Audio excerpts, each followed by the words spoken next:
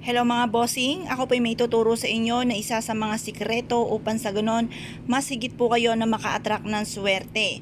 Lalo-lalo na kung ikaw ay negosyante, ikaw po ay mananaya, basta kapag ikaw ay aalis ng inyong tahanan, ito po yung dapat meron kayong dalahin na ganito. Dahil ito po ay isa sa mga subok na napakaswerte. Ngayon po mga bossing, sa pamamagitan nitong ating 20 pesos na may rose gold mga bossing, ang ibig sabihin po niyan, mabilis sa solusyon sa problema. Yung silver ay nagtataboy ng mga kamalasan. Ito po, kung ikaw po ay isa sa mga mananaya, aba ay maglagay-lagay ka ng ganito sa inyong pong bulsa at mag-wish ka, banggitin ang inyong numero na tinatayaan palagi. At ito namang ati pong bawang, kailangan laging fresh po siya para lagi kayong maswerte. Kasi once na ito tuyo na, ito po instead na kaswertehan, maaaring panay kamalasan, panay mga pagsubok ang inyong pagdadaanan. At hindi ka mananalo ng malaking halagang pera. Kaya dapat meron kang ganito.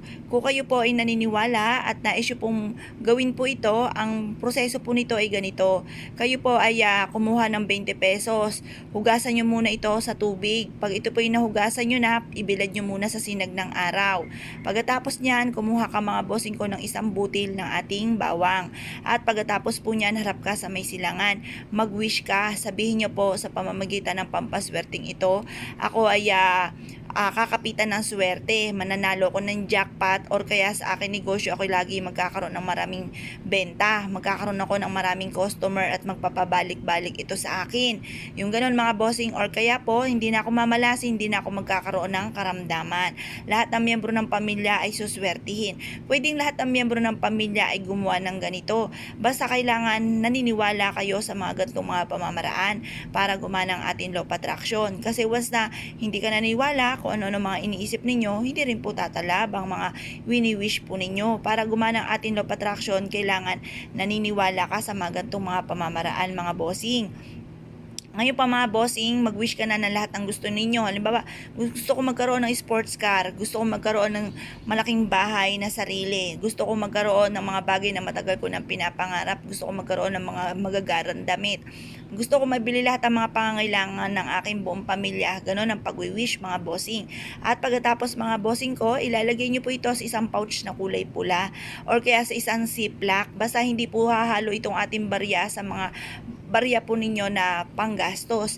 Kailangan special po siya mga bossing. Ngayon po mga bossing, kung kayo po naniwala at nais po itong gawin, subukan nyo po ito. Basta gawin nyo po ito sa umaga mga bossing ko at huwag kang gagawa ng pampaswerte sa gabi. Mas mahina mga bossing ko ay sa umaga. Kasi sa umaga mga bossing ko, ang sinag ng araw ay pataas. Yan po ang sunod po niyan ay liwanag. Kapag po sa gabi mga bossing ko, tagdilim po yan. Pero kapag full moon, gumawa ka. Pero kung hindi naman full moon, huwag kang gagawa mga bossing. Ngayon pa mga bossing ko, kayo po naniwala at nais po itong gawin mula sa inyong pong puso, i-mindset nyo na mga bossing ko na simula na ito ng tagumpay nyo at kailanman na hindi na kayo mamumblema tungkol sa usapin ng pera. Isa ito sa mga subok na napakaswerte. Kaya kung kayo paniwala mga bossing at nais po itong gawin, good luck po sa inyo po lahat.